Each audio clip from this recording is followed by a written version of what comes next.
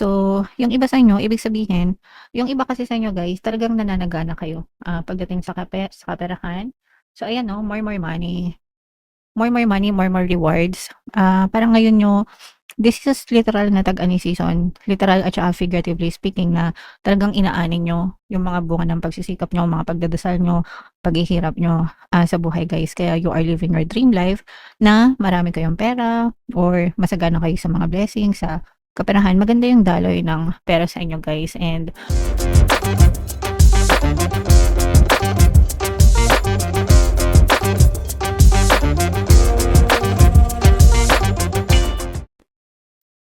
hello guys, hello Virgo, welcome back to Pinoy Pixie Tarot. Ang pamagat ng episode natin for tonight is Full Moon Kapalaran.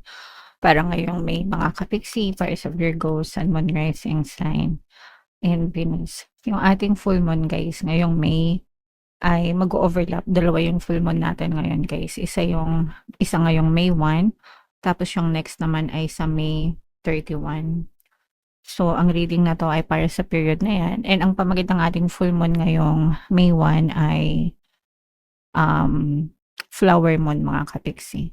So, eto yung ating moon message para sa inyo. It's time to release negativity guys. Dapat nagbabago na kayo, especially kung matagal na kayong, subscriber, matagal na kayong subscriber dito sa ating channel 'no. Dapat nababago niyo na 'to, dapat sinisimulan niyo ng baguhin or dapat nabago niyo na guys. Kasi promise, sa totoo lang wala kayong mararating sa buhay kung puro, kanigahan kayo, mga kapiksi. Puro pahirap lang 'yan 'no. Magdadagdagan lang yung suffering niyo, yung mga, hanas niyo, mga hinaing niyo sa buhay, mga kapiksi, okey?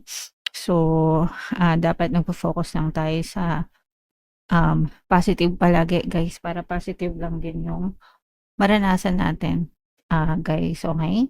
Alright, so emote, it's all better out than in. Kung meron kayong mga hinanakit sa loob niyo guys, i-emote niyo na, iiyak niyo na. It's okay to cry guys, kasi 'pag umiiyak kayo, naki-cleanse kayo guys, naki-cleanse yung soul niyo, naki-cleanse yung emotions niyo, even your thoughts guys 'no. Gumagaan yung inyong, pakiramdam. So, iiyak niyo guys, okay lang 'yan, mga kapiksi. It's time to move from living fearfully to living joyfully. So, fearful is a negative emotion. Joyful is a positive emotion. So, nakikita niyo yung shift, di ba? So, ibig sabihin, from focus tayo sa positivities, mga kapiksi. Okay? Grudges are toxic. Let something go. So, yung mga grudges, guys, yung mga sama ng loob nyo, mga hinanaing nyo, resentment nyo, ganyan, whatever guys, i-let go nyo na yan. Huwag nyo siyang alagaan sa puso nyo mga kapiksi and focus on love, light, forgiveness, no? So masarap kapag magaan yung buhay. Magaan yung buhay kapag magaan yung pakiramdam and sa inyo yan magsisimula, mga kapiksi. Okay? So, yan. Comment down below if naka-resonate kayo guys. So, shuffle natin 'to. Hanapin natin yung energy ng Virgo mga kapiksi. Habang shuffle ko 'to guys, panoorin niyo muna yung video natin regarding sa ating paano mag-manifest ng abundance video course. Kapiksi, sawa ka na ba sa mga struggles at hirap sa buhay mo? Masipag ka ba at masikap sa buhay ngunit hindi ka pa rin umaasenso? Ilang beses ka na bang nag-attempt mag-negosyo at mag-invest pero palagi ka pa rin nalulugi? Sa pagkakataon na ito ay maaaring may subconscious beliefs ka na nagiging balakid sa iyong pag-unlad at pagyaman. Introducing, paano mag-manifest ng abundance video course. Dito ay matututunan mong ma-overcome ang mga balakid mo para tuluyan ka ng umunlad, umasenso, sumagana, maging matagumpay, successful at maswerte sa iyong kabuhayan, pera, trabaho, negosyo, salapi at kaperahan ng bonggang-bongga. Dali, mag-send na ng email sa pinoypixie@gmail.com at simulan na ang iyong pagyaman ngayon. Alright, so sa lahat ng gusto mag-avail ng course guys, meron tayong paano mag-manifest ng abundance video course, paano mawala ang third party at magkaroon ng harmonious na relationship, paano pabalikin si ex vice breakup. Sa mga interesado guys, mag-send lang kayo ng email sa pinoypixie@gmail.com. And sa mga naghahanap ng pampaswerte guys, meron tayong money shaker jar. Ito yun guys, super effective na pampaswerte mga kapiksi at saka ito. So ito yung WhatsApp number ko guys, i-chat na lang ako dyan. Pwede yan sa trabaho, negosyo, salapi, pera, swerte mga kapiksi, all around. So wag na kayong magpahuli guys, marami nang sumasukses dyan. So, Virgo, kayo ay represent ng Queen of Pentacles. Ito yung ating moon energy. Mayroon ditong presence guys ng fire sign, Aries, Leo, Sagittarius. For some of you guys, maaaring may fire element kayo sa inyong natal chart or you may be dealing with a fire sign.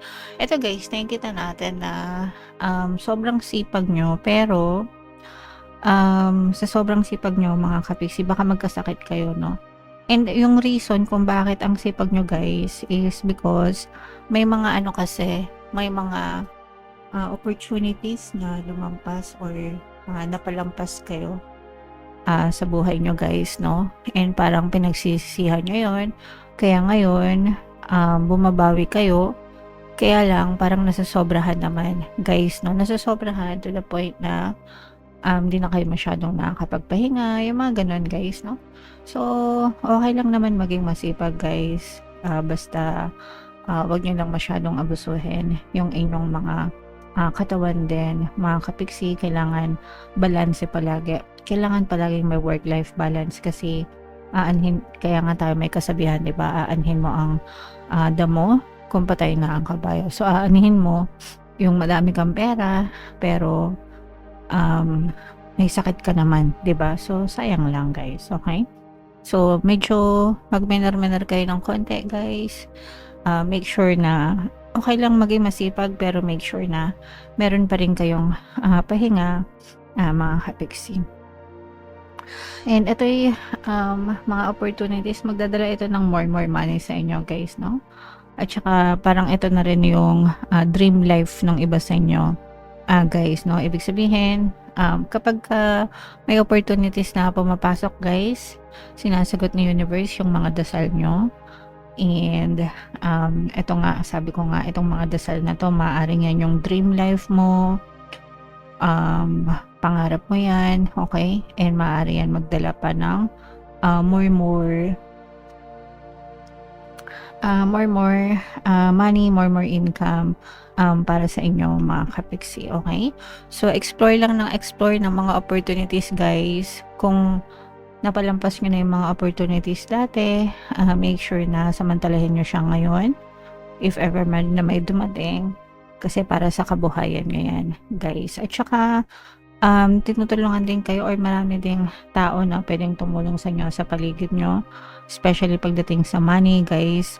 So negosyo, trabaho, side hustle, natutulungan kayo ng ibang tao sa paligid nyo, kaya maswerte kayo dyan sa larangan na yan mga kapiksi. And pagdating naman sa relationship guys, this is a very harmonious relationship, abundance of love, no? At least sa family, titingnan natin mamaya kung meron sa romantic love, pero sa family, sa friends, sa community, guys, no, maganda yung connection nyo sa ibang tao, Virgo, okay? So i-main nyo na itong mga more money na to, itong mga more opportunities, ayan, no? Dream life, ito talaga dream life nyo, mga kapiksi, no? So yung iba sa inyo, ibig sabihin, yung iba kasi sa inyo guys, talagang nananagana kayo pagdating sa kaperahan. So ayan, no, more money, more rewards. Parang ngayon nyo, this is literal na tag-ani season, literal at saka figuratively speaking, na talagang inaanin nyo yung mga bunga ng pagsisikap nyo, mga pagdadasal nyo, paghihirap nyo sa buhay guys. Kaya you are living your dream life na marami kayong pera or masagana kayo sa mga blessings, sa kaperahan. Maganda yung daloy ng pera sa inyo guys. And like I said, ito yung dream life nyo, no? Yung magaan, maalwan na pamumuhay, mga kapiksi. Okay, so samantalahin nyo lang yan guys, kasi the best thing that you can do with your money is to be generous. Share your blessings sa ibang tao kung talagang nakakaluwag-luwag kayo. mga kapiksi. Okay? And like I said guys, no, maganda talaga yung connection nyo with other people. Hindi lang sa pamilya guys, pero yung connection nyo din sa mga friends, sa neighbor guys, no? Mga neighbors nyo, community, parang mararamdaman mo ngayon na punong-puno ka ng pag-ibig sa paligid mo, Virgo. Okay? Alright. So, comment down below, guys, if feeling nyo nakaresonate kayo dyan. Mga kapiksi, imayin-mayin nyo na guys yung kasaganaan sa pera, no? Kasi talagang masagana kayo sa kaperahan ngayong season na to. Virgo, sa negative guys, wala tayong masyadong makitang negative except dun sa be careful sa inyong kalusugan kasi yung iba na-burn out ng sobra, Virgo.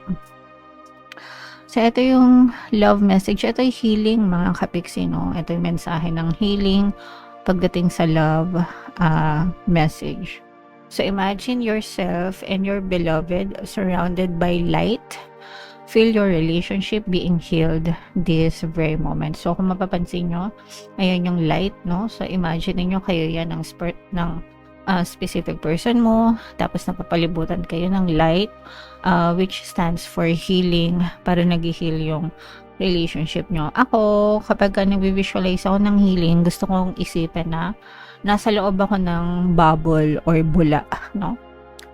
Nasa loob ako ng bula and yung asawa ko nandun din sa loob ng bula, tapos parang meron nagko-connect na ilaw between us, and kulay pink yung gusto kong kulay guys, no? So you're sending healing to one another, mga kapiksi. Pero kahit anong trip nyo sa buhay, bala kayo. Basta imagine niyo guys, no, na nag-heal kayong dalawa ng iyong partner or specific person pagdating sa relationship, mga kapiksi. Okay? Alright. So, yeah. Comment down below, guys, if feeling nyo nakaresonate kayo dyan. And yung mga magaganda, guys, i-mind nyo na sa comment section for more tarot readings. Ito yung playlist nyo. Ito naman yung ating success stories na paano mag-manifest ng abundance video course. Panoorin nyo itong video natin, guys, about money shaker jars. Thank you for liking, sharing, and subscribing. See you next time. I love you all. Have a nice day. Bye-bye.